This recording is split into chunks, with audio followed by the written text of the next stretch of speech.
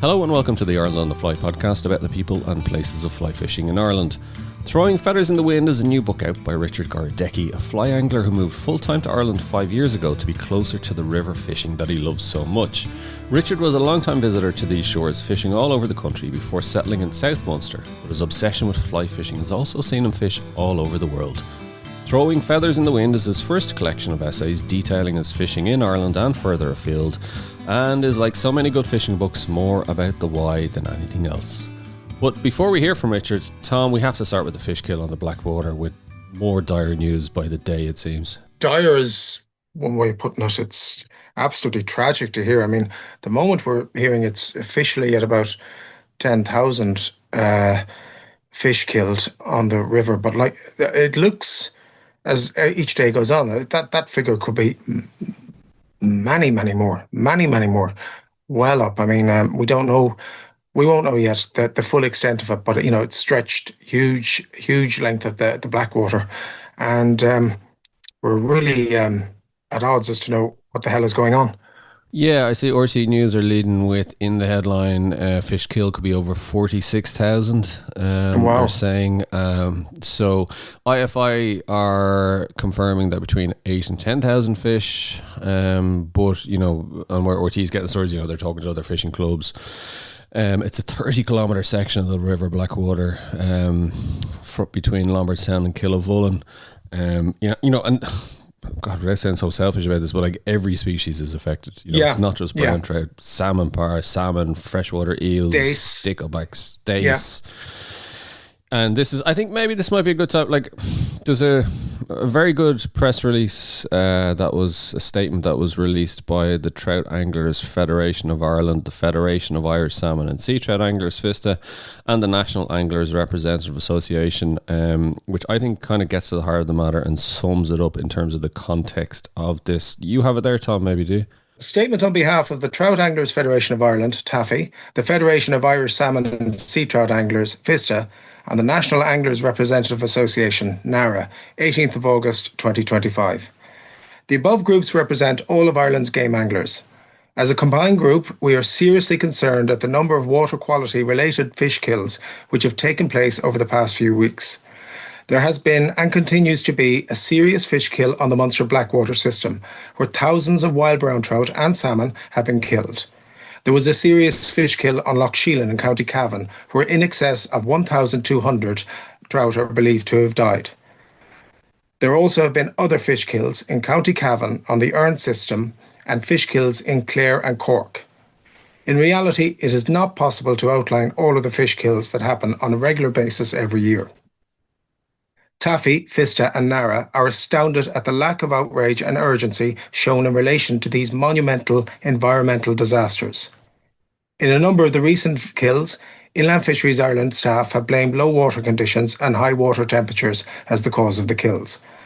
They have completely ignored the fact that most Irish waterways are seriously polluted, and this is the major contributory factor in the amount of fish mortalities. No statement of concern has been heard from the EPA in relation to the fish kills, and the county councils are also silent. These three groups have divided responsibility for water quality in the state. It appears that those with responsibility for cleaning up our waterways have accepted that fish kills are the norm, and the public, including anglers, should accept this. Those with responsibility for our waterways cannot say that this problem is not known. Angling groups have highlighted the issues around our waterways for years. In 2024, TAFE met with IFI, and the issue of the environment and fish habitat has been a major item on the agenda. FISTA and NARA have also highlighted water quality issues on a regular basis. TAFE, FISTA and NARA are calling on the Minister with responsibility to review how our waterways are managed from a water quality perspective. We are calling for one overall body with full operational and strategic responsibility for water quality and the fisheries environment. This body must be given the full resources to carry out audits, spot checks and inspections on any industry which discharges to our public waterways. This body will have responsibility for the issuing of court proceedings to enforce the legislation that is in place currently. We also call on the Minister to review the fines in relation to pollution incidents. We are asking that legislation is put in place to hold directors and owners of companies directly responsible for acts or omissions that result in pollution to our waterways.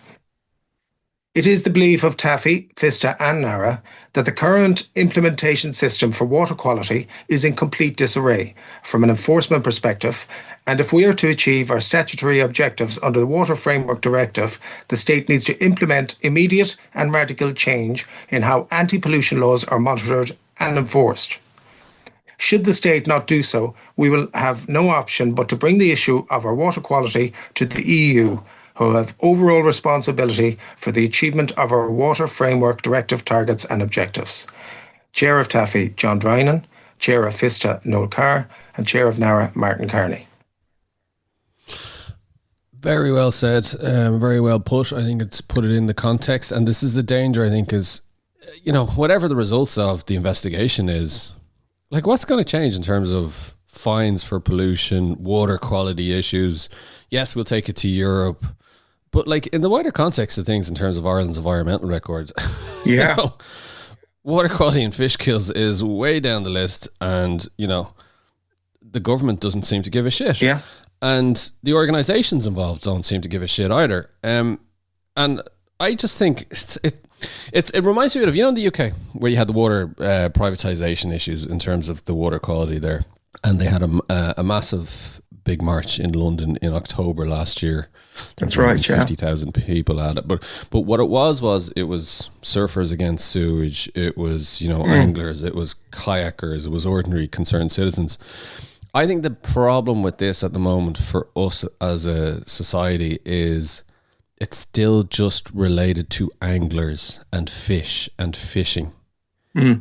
This is where we need to bring this out to a wider issue of water quality. This is it. It's not just anglers that have a vested interest in water quality.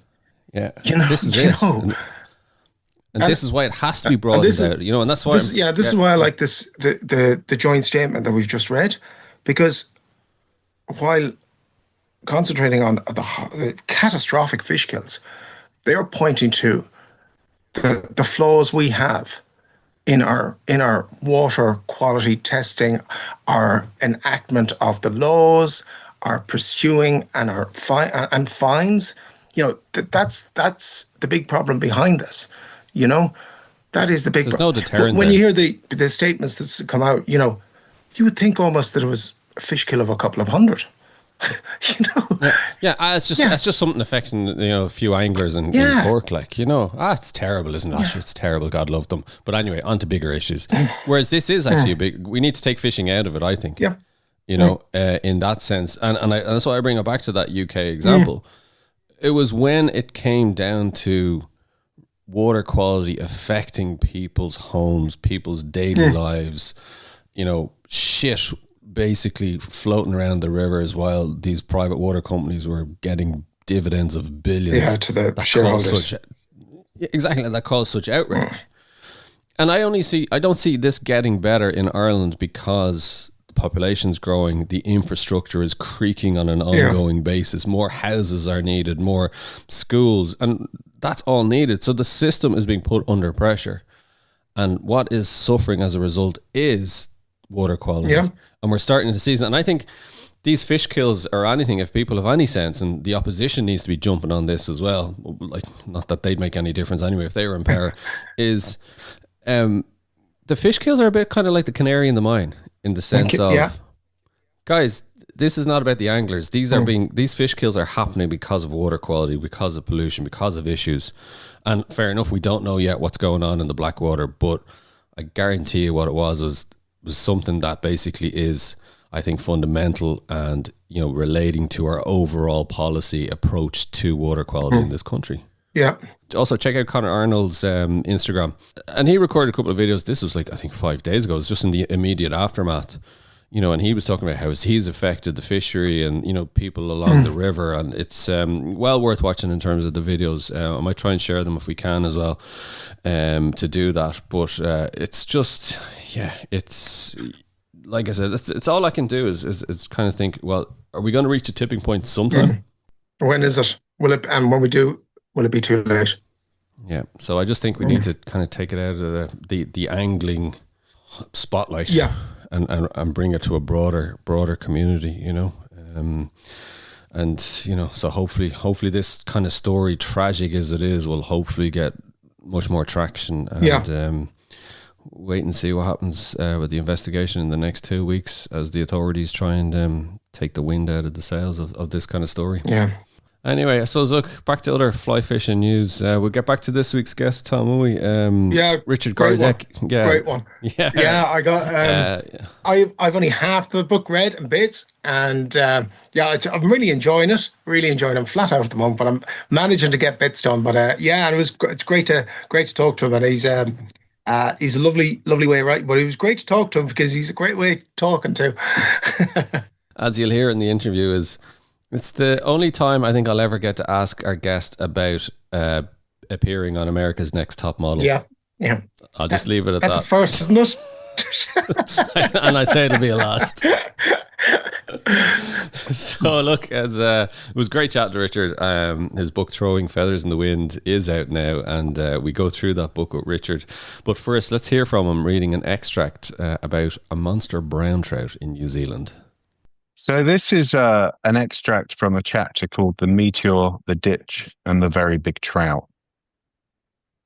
I strung up my 6-weight under Miles, the guide's disapproving eyes, and he strung up the 8-weight for backup. Here we go, he said, dropping on all fours and disappearing into the thicket. I followed Miles down through a sloping tunnel of bushes and shrubs. I kept my eyes peeled for rabbits with pocket watches and Cheshire cats, but saw neither. Unless you've recently dug your way out of a prison with a teaspoon, or you're wearing nappies, you probably haven't spent much time crawling around on all fours. Let me tell you, it's a crap way to travel any distance. Eventually, the undergrowth spat us out at the edge of a small stream. We gently crawled to the edge and peered into the unbelievable. I wouldn't write about the ditch if I didn't have photographic evidence. I probably wouldn't even talk about it. There'd be no point. No one would believe me, and after a while, perhaps I wouldn't believe myself. Was the stream really that small, and were the fish really that big? But I have pictures as evidence, and I look at them often enough to stop me from questioning my memory. Below me, perfectly framed in a window of sunlight that had somehow found its way through the dense canopy, hovered 2 fish, 2 wild brown trout, beautifully marked and gigantic, like a pair of Fabergé submarines. Miles held up 8 fingers to indicate the approximate weight of the larger fish. 8 fingers. The smaller fish may have been half a pound less. If I hadn't already been lying on the ground, I might have fallen into a similar position. Here, forgotten in the ditch, as promised, swam the most excessive dreams of anglers. A thought rose to the surface. You may never, ever have an opportunity like this again. Whatever you do, don't mess it up. There's nothing like these little pep talks we give ourselves when we're under pressure. I'm sure they start with the best intentions. We backed away from the edge, and Miles tied on a seriously ugly creation. It was something along the lines of a copper john with the addition of rubber legs and an attitude problem. Most importantly, Miles pointed out, the pattern was tied on a heavy gauge carp hook. A 20-pound leader suddenly seemed a little on the delicate side. Miles gave me the lowdown on the technique. I would have to strike hard. This was not so much for hook hold, but to disorientate the fish. A disorientated fish would buy us a little time. It would be less likely to swim for cover straight away and give a tiny window of opportunity to net the fish before it got really annoyed or guided into more open water. If the fish did make a run for cover, the 20-pound leader would give us enough muscle to turn the fish. But if it really, really wanted to go, I'd have to let it. Miles would then employ Plan B. It would be a real shame to reveal the details of Plan B at this stage, so I'll save that for later, for when it was employed. He then added that some of the fish do top the 20-pound mark, in which case there's no point even casting a line, as there's absolutely no hope of landing such a fish, and we'd move on to find a smaller thing to catch. Beautifully written, beautifully read as well, Richard. Well, we won't ruin it for listeners because it's the final chapter in the book. Let's just, and as you said there, plan B isn't employed. But what I would say is the 8 fingers was an underestimate. It was. Well, actually, no, it wasn't an underestimate of the fish we were looking at, but it wasn't the biggest fish we saw or cast to. So that was just the first fish we saw. I mean, yeah, look, it's New Zealand. We all know if we've been lucky enough to been there. If not, we've certainly seen the YouTube videos. But this place in this chapter is at a whole other level altogether. So, You didn't even want to go there. You wanted to go for New Zealand classic fishing. This is, we have to be careful. We're so in the realm of spoilers. So, Tom, you fished New Zealand. Yeah, like I can picture it. It's to me, it captured it brilliantly. Yeah, no, it really did. It really did. And yeah, I mean, when you said the thought process going through your head, you know, and I get one chance at this. That went through my head as well. Yeah. That exact same process went through my head. Yeah. And yeah, I kind of duffed my cast to it, but it worked. It's a tough place to fish. We see so many, videos and read so much about people just catching immense fish, and you think, well, you just chuck them out there and there's just these monsters. They're not. It's really tough fishing. There was a guide I met in Queensland. He went by the name Radar just because visibility to spot fish where no one else could. And he was saying that basically you've got 90% chance of catching a fish on the first chance, 10% chance of catching the fish on the second cast, and no chance at all on the third because it's gone. And that, at the time I sort of laughed, but actually that was kind of about right. You've really got one cast, maybe two. Is it hard to come down, like for brown trout anglers, Tom and Richard, like that? Is it hard to come down back to reality after a visit to New Zealand and seeing such fish and catching like fish of a lifetime like that? I think New Zealand's a hard place to recover from in many ways. It's not just the fishing, it's the landscape, it's the place, the attitude. I mean, it kind of blew my mind when we got back, and we were there for quite a while. We were there for almost 2 months. And when we got back, I was just desperate to move to New Zealand. It was like, okay, whatever I'm doing now has to stop. Everything has to be sold up, going to New Zealand. And we actually, I say we, myself, my wife and my daughter, she was quite young at the time. And we actually got really close to going. We'd done all the medicals, we'd done all the applications. Yeah. And then for various reasons, didn't go in the end. And kind of thought to myself, well, look, what am I really looking for from New Zealand? And it was good people, and it was great fishing and beautiful landscape. And we chose Ireland. That was the backup plan. So that's so we went from, yeah, I think it makes you reevaluate your life in general. It's just like, and I kind of did, but it just didn't end up in a move to New Zealand. But it did, start the ball rolling for quite a major life change.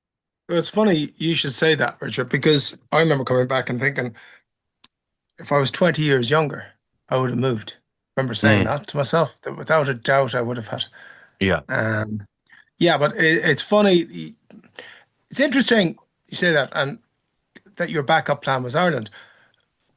I found a lot of similarities with New Zealand and Ireland. Absolutely. Every respect. Culturally, definitely. Socially, yeah. Landscape, okay, there's some apps, the rugged beauty if you're over on the west coast of the South Island. I mean, that is unreal. Unreal. We don't have things to match. Yeah, we don't have things to match that. But we have beauty too, and we have fairly rugged beauty. And then I was down in Gore, and in the hinterland of Gore, like it's a bit like where you live now. It's rolling rolling fields. Big dairy area. And I was driving through that, and I went, God, this is a bit like the Golden Vale.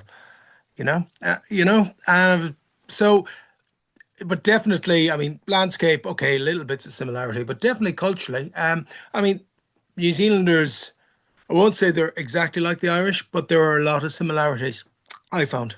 I would agree. And that was, that was kind of the conclusion, we'd come to. And it's like we can actually find what we're looking for in New Zealand and Ireland. And it's a lot closer. Well, that's what I do want to ask you about, Richard, is because that's not an Irish accent. It's not an Irish surname. And I'm fascinated by, you told me this before when we met, is when you're at the fair and you met the psychic. Yeah. All right. Okay. So this is the point where everyone listening going, okay, he's a complete fucking loon. All right. So it's all in the book. It's well worth the read. Yeah. It is all in the book. So the connection with Ireland is a strange Cue one. Twilight Zone music. But yeah.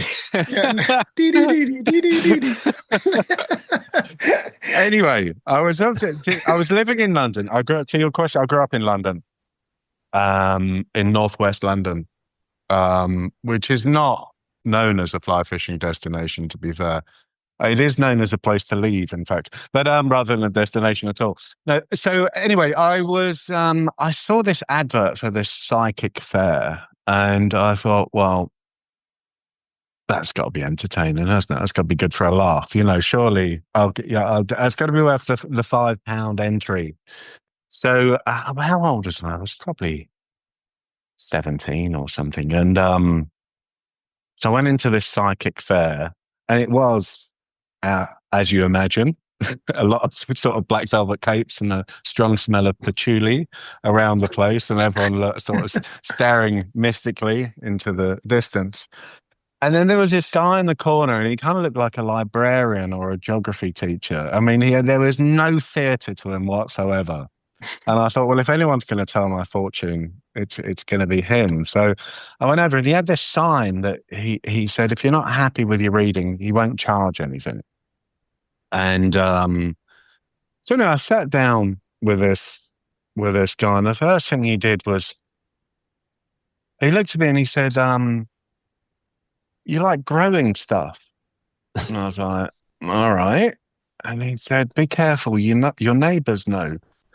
And I was growing cannabis in my backyard in London, right? So there's no way you can guess something like that, So at that point, it's like, okay, I'm listening. This guy's the real deal.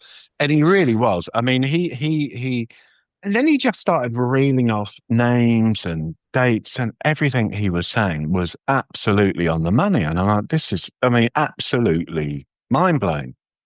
And then he said two things to me at the time that didn't make any sense at all. One, he said, you're going to be a writer.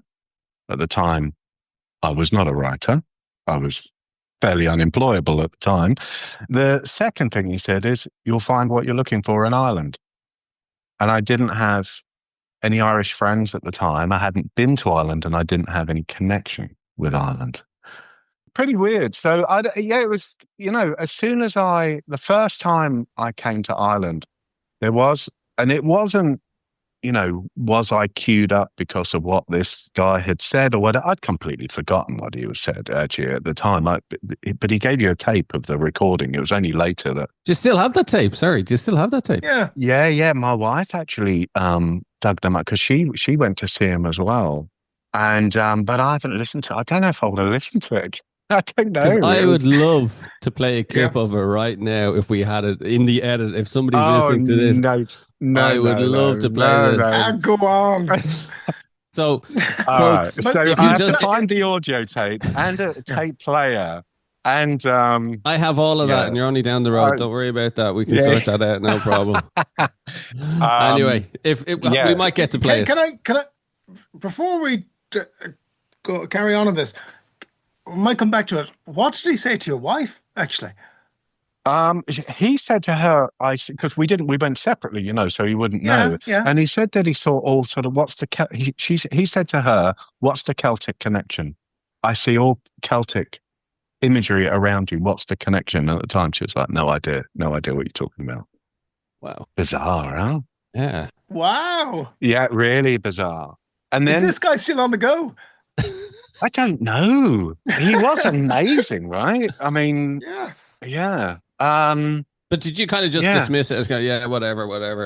Back to Well, no, I growing my didn't cannabis. dismiss it, but I didn't dismiss his abilities or the majority of what he said because he was on the money. It was just when he talked about the future, when he talked about writing and he talked about Ireland, there was no frame of reference. Everything else was sort of past and present. And I was nodding along as like, absolutely. But that was the sort of future prediction thing. And I was like, well, both of those don't really mean anything to me. So I kind of, yeah, just I suppose dismissed those or forgot about those. But yeah, bizarre. So it's still I'm still trying to work out what well no, I'm not trying to work out what the connection is with Ireland because it's profound and it's deep and it's kind of unexplainable and unknowable. It struck home is when when you first came to Ireland and you stepped off the plane and you said it just felt like you were home. Hmm. I mean, there's a nice feeling, but because, to feel that you've arrived home is a nice feeling, but for that to be linked to a place you do not know in the slightest is actually, yeah, it's pretty strange. So it was a kind of uncomfortable comfort. How thoughtful or how aware were you of before you arrived of what the psychic had said to you?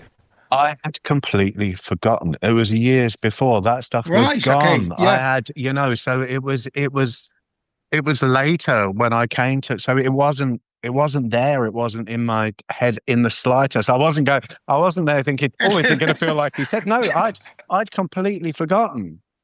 And it Right. was, so yeah, it was only kind of afterwards where, it was actually my friend who invited me over to Ireland. It was his wife later on that when she said to me, "Oh, did you find what you were looking for?" We'd come back from Corrib. She said, "Did you find what you're looking for?" And then it was like, oh my God, that's what the man said. It's so true. Yeah, So bizarre. how many years so you were coming to Ireland regularly for the fishing? Yeah, I was 2 or 3 times a year, and I was coming every year for 20 years, 15 years, 20, Oh, Yeah, I was absolutely yeah, so it was kind of every opportunity I could find to come to Ireland, I was.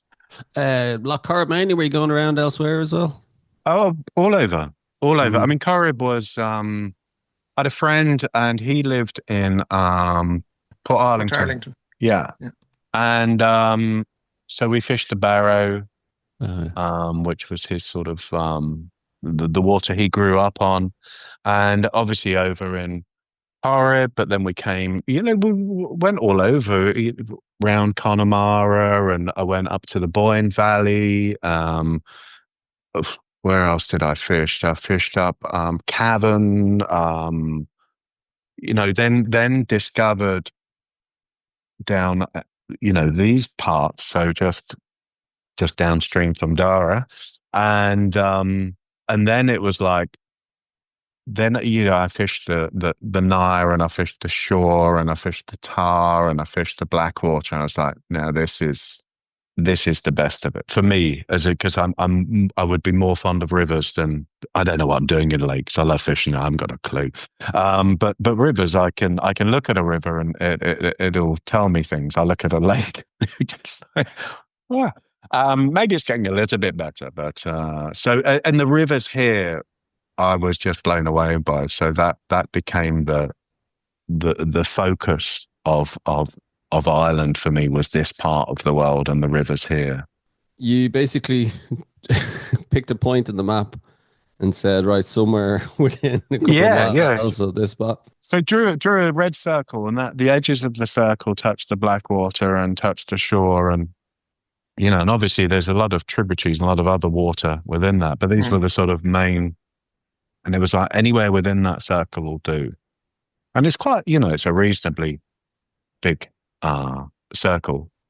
I'm jumping a bit, but I love when you say left-hand turn Blackwater, right-hand turn Sure Yeah, and the Nile. I mean, yeah, I think that's fantastic because that sort of dictates you. That's the main purpose of my front gate. It is really the main purpose of just about everything these days, and I would have it no other way. But I mean, literally, left is a Blackwater, right is the shore. Do you think, Richard, this part of the country is a bit kind of underestimated in terms of visiting angler numbers, or because it's a lot of locals would fish it and would know about it, but it doesn't have the name. Okay, I know the Blackwater does have the name, but you know what I mean in terms of an actual destination around these parts. I think it's underestimated in terms of angling, and it's underestimated as a holiday destination or a place of beauty generally, I think. And, you know, that's maybe not a bad thing in some ways, you know, for us that live there. But I'm sure those running businesses here and stuff would appreciate a bit more. But people tend to be sort of traveling through on their way somewhere else. So it is one of the, I think it's one of the secrets until we did this. Until you wrote about it. Until I wrote about it. Yeah. What's this wee business? All right. So it used to be one of the best places in Ireland's fish, and now there's just, it's just queues. you can't get to the water. Yeah, it's a wonderful part of Ireland, and it is overlooked. And I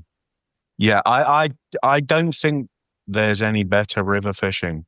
Actually, I mean, there's great rivers in Ireland and lots of them, but the concentration and the choice of rivers in this area, I haven't been to anywhere else in Ireland to match that. I'm not saying it doesn't exist, but just, you two would be a much better. You haven't found it yet.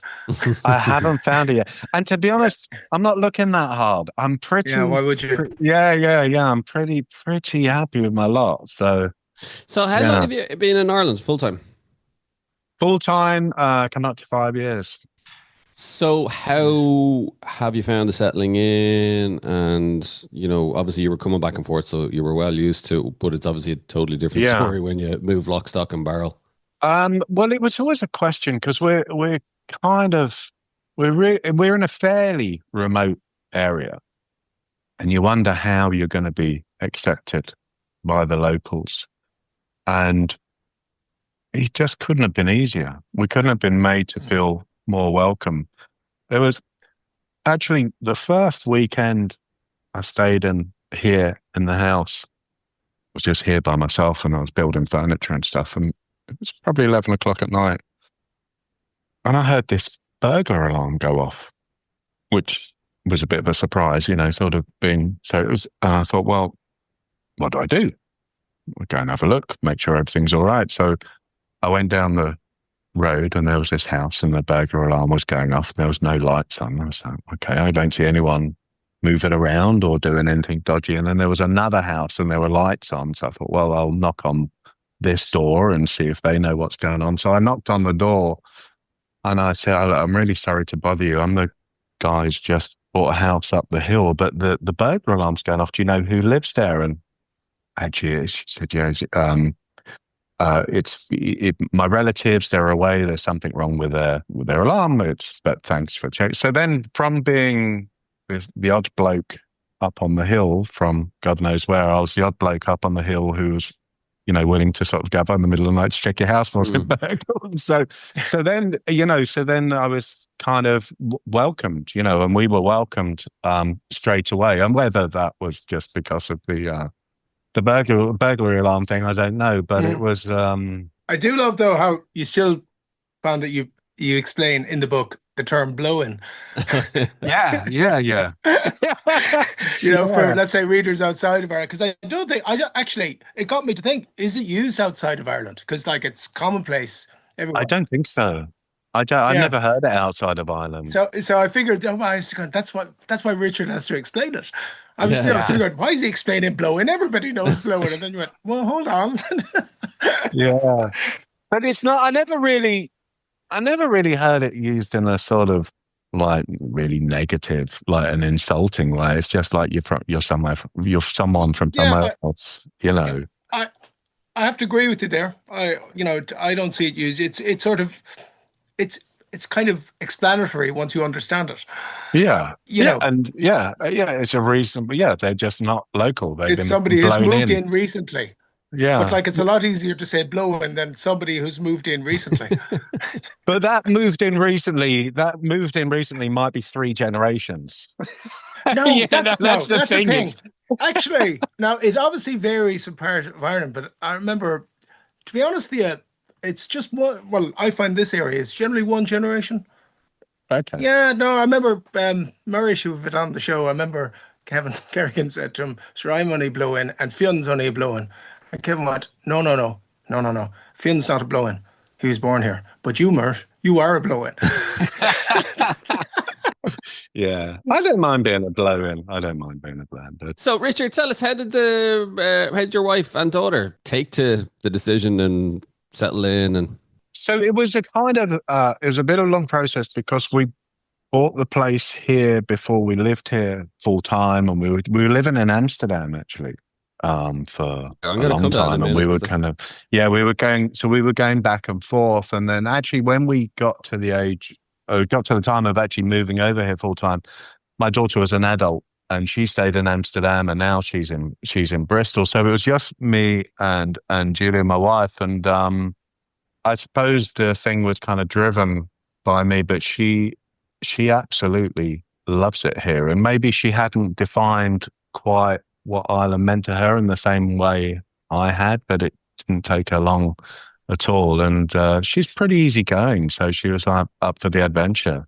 Because I'm fascinated, because when you read the book, obviously it's a book about fly fishing, so it's going to be dominated with stories about that, but really get the sense of how much fly fishing has dominated your life, Yeah.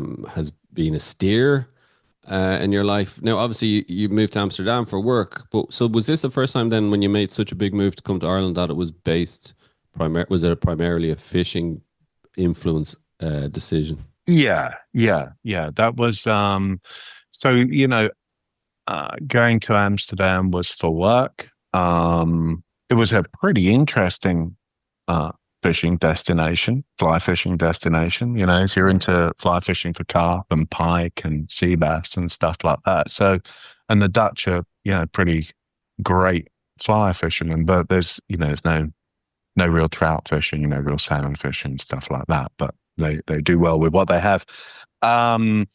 But yeah, it was for work and career and all of that stuff that gets in the way of fishing. So, did that for as long as I could bear it, and then just kind of gave into the fishing eventually. Wow. Some point You relented. Yeah. Midlife crisis, was it? No, it started much earlier. It wasn't a bit, What is it? It's the opposite of a midlife crisis. It was actually just kind of following what makes most sense, actually. The Supertramp album? Crisis. What crisis? But maybe it was a midlife crisis, but it was, it was a wise decision.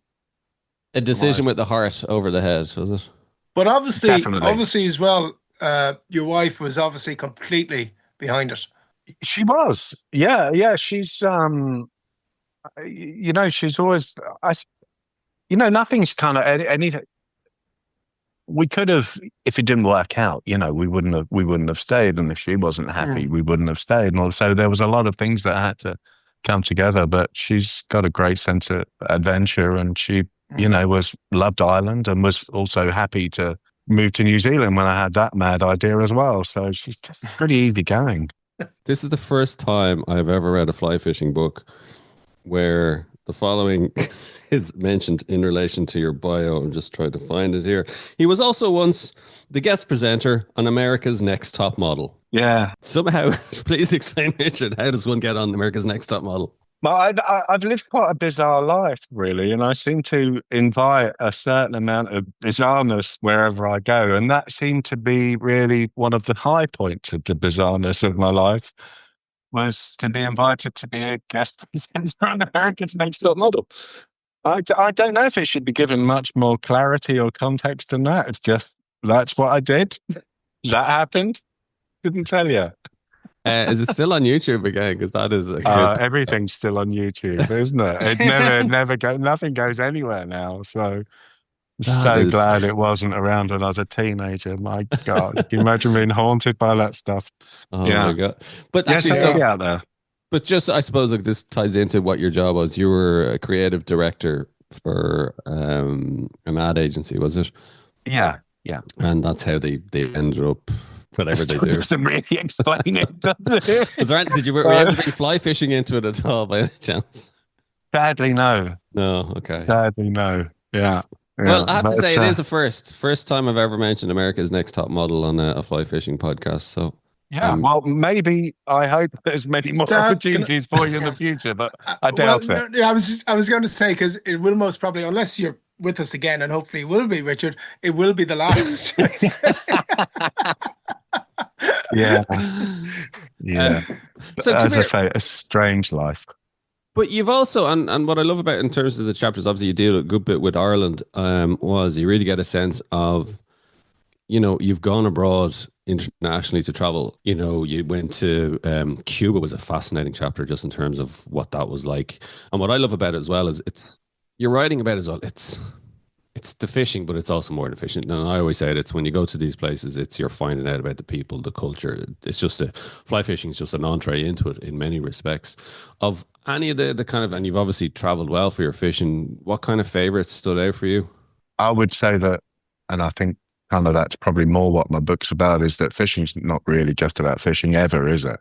No. It may start like that, but then it becomes so much more, and it becomes friendships and places, and it becomes a meditation, and it becomes all these, so it can be all of these different things. And I think that's important to acknowledge about fishing, that it's there's so when I used to travel quite a lot with work, and I'd always pack a fly fishing rod, and a lot of the time you'd be writing scripts for commercials and things like that, and thinking, well, if that commercial could be set there, then I'd maybe go fishing in Montana. so there wasn't, yeah. So I got to fish in Montana and Cuba and Venezuela and all sorts of places. And a lot of that was on the back of work, and a lot of that was just on the back of, why the fuck not?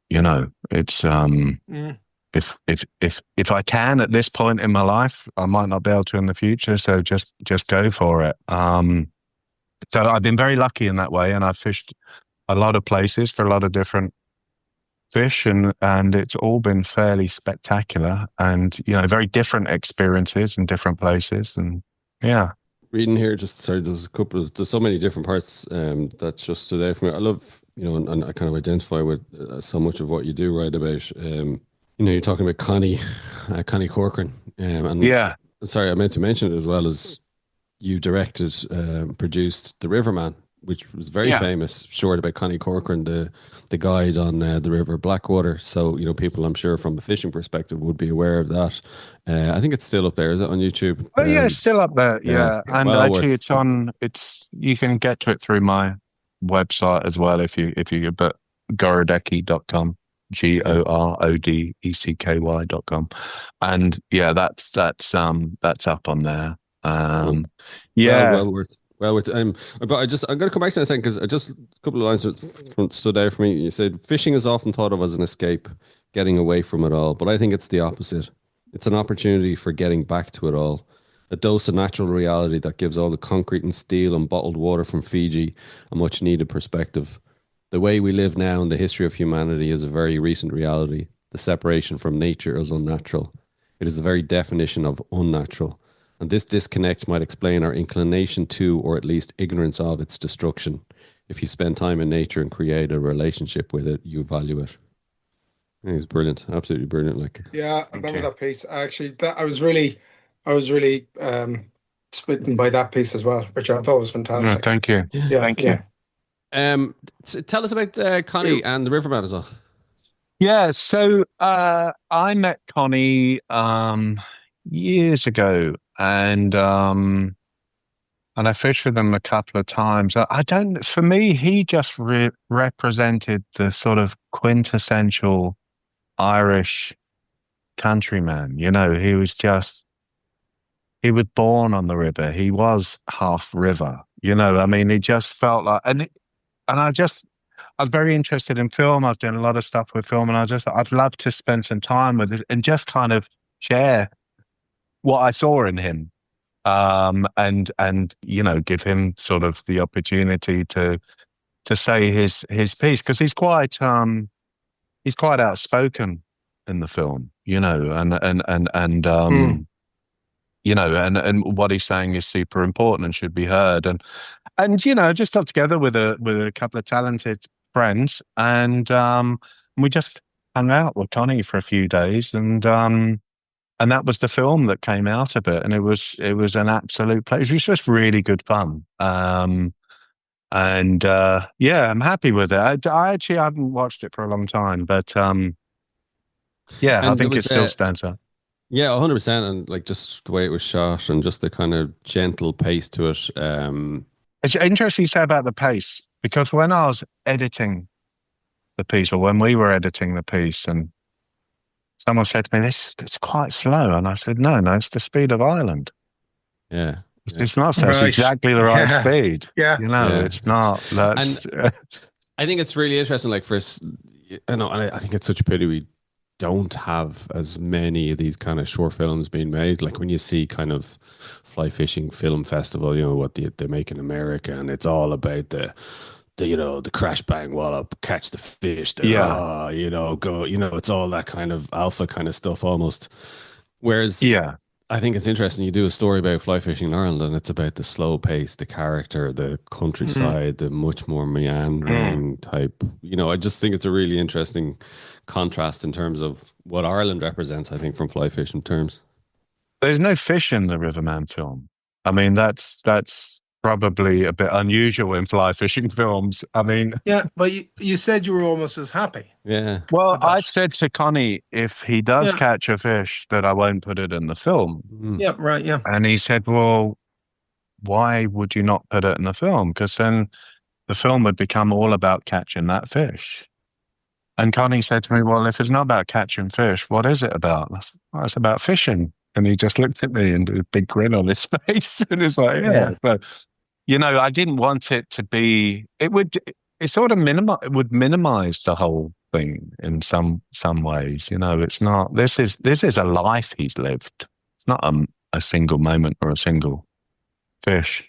So that was, but I know what you mean about the, yeah, there's a lot of quite that sort of trout dirtbag kind of film, and they're good fun. I mean, there's great stuff around, but yeah, there's not. There are different people. There's more than that around. There are some nice films, but maybe The Riverman is the slowest and most Irish of them. Yeah, long live it as well.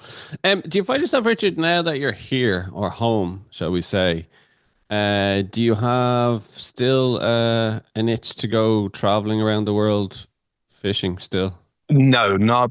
I mean, when I was living in Holland, I really, you know, needed to travel to fish. Not that I couldn't fish in Holland, but it was just, you know, if I wanted to fish for trout, for example, if I wanted to fish, you know, reasonable paced rivers and streams and things like that, it just wasn't an option. So I kind of had to. And the more adventurous stuff, well, that was just, you know, because that's a fun thing to do. But I don't have that need. And it really kind of was a need before. I think all of my fishing itches are scratched here. But saying that, I am going to actually go to Croatia in just a couple of weeks' time. And I haven't been on a fishing trip. I don't think I've been on a fishing trip and, you know, to somewhere else since I moved to Ireland. So, and I think more than anything, it was I'm trying to thinking, well, what's the second book going to be about? It could just be about Ireland, but I've got to get a couple of destinations in there. So I'm sort of starting to collect and think where would be nice and what would be an interesting adventure to write about. So that puts a different angle on where I'm going to. Yeah. And can I ask then, Richard, now that you're living here full time, do you fish as often as you would when you were only over visiting? Or do you put it off? Because sometimes people do that. I fish so much. No, I fish, but I fish in a different way. If you go somewhere on holiday or you go away to fish, you'll fish from first light to into the dark, and you will thrash the water all day and all night.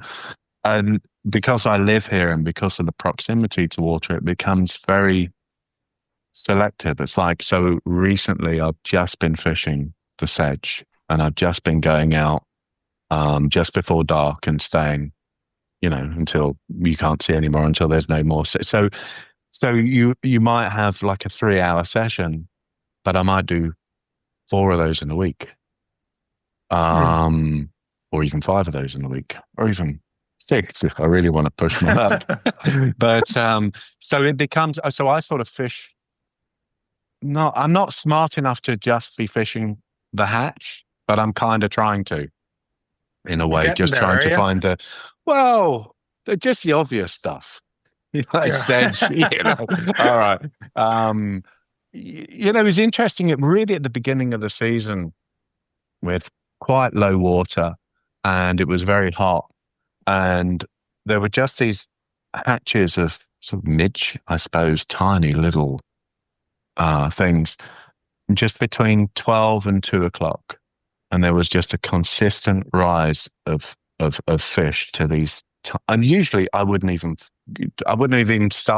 dusted the rods down at that point. But because there's low water and because it's so close, and the fishing was amazing, absolutely amazing. And I wouldn't have known that without being here, and I wouldn't have known that without those little sort of experimental. So I can't. Maybe I'm tuning in a little bit. I mean, that's the. I would still happily fish all day, and we were on Corrib in May, and we were fishing all day, and it was fantastic. And but it's more something I do when I'm sort of go away fishing here and trying to fish the perfect moment. One thing I wanted to mention to you, and I thought it was fantastic, and of course I'm looking at it through my own perspective. But you talk about Miles. I think Miles was the New Zealand guy. Yeah, guide. Did you fish with him? I loved it. No. Just a bit. No.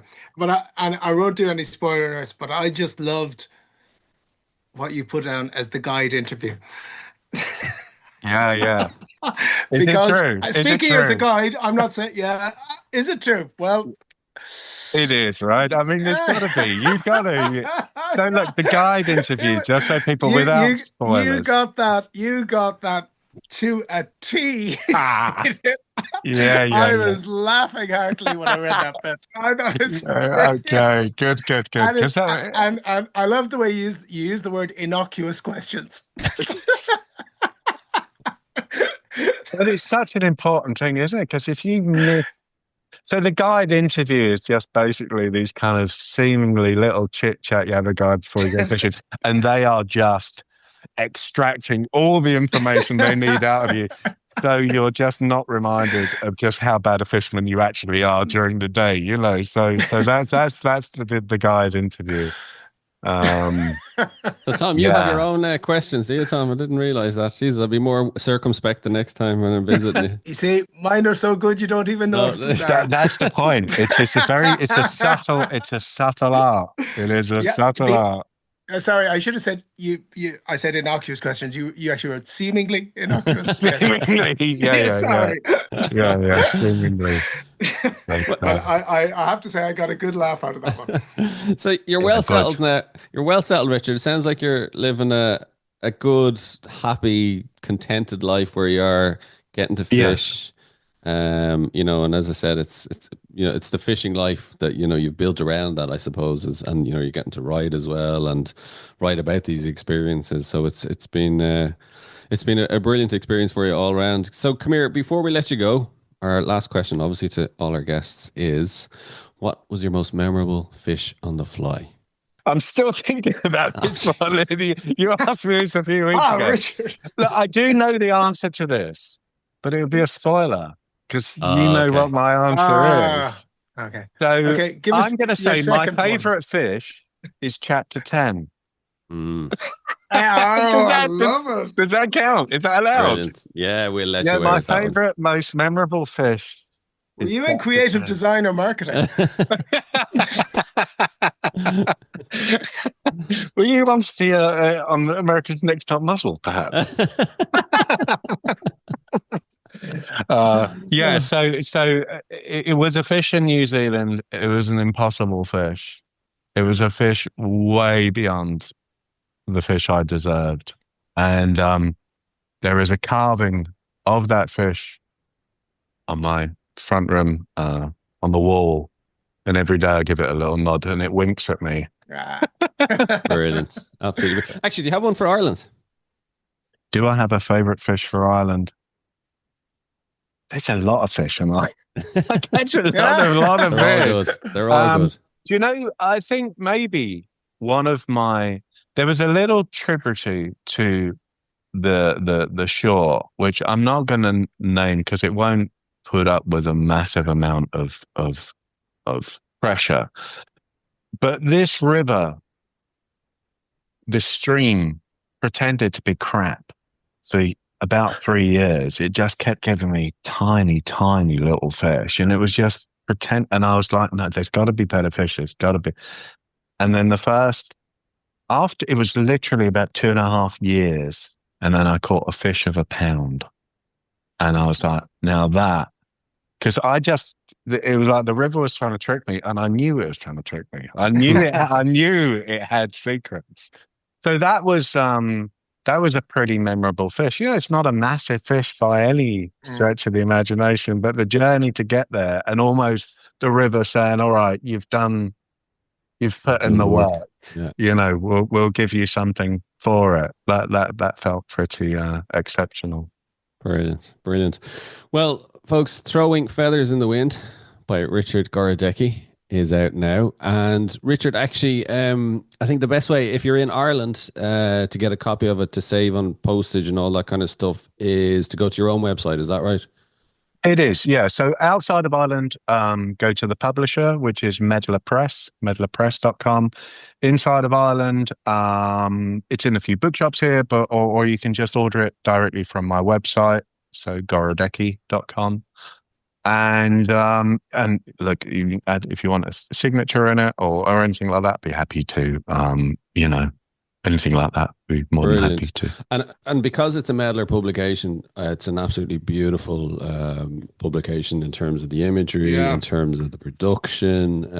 It's a fabulous edition. When I picked it up, it was one of those books that reminded me why I was never fond of Kindles. I'm gonna have to tell Medlar Press that's a lovely quote. Yeah, that's a real.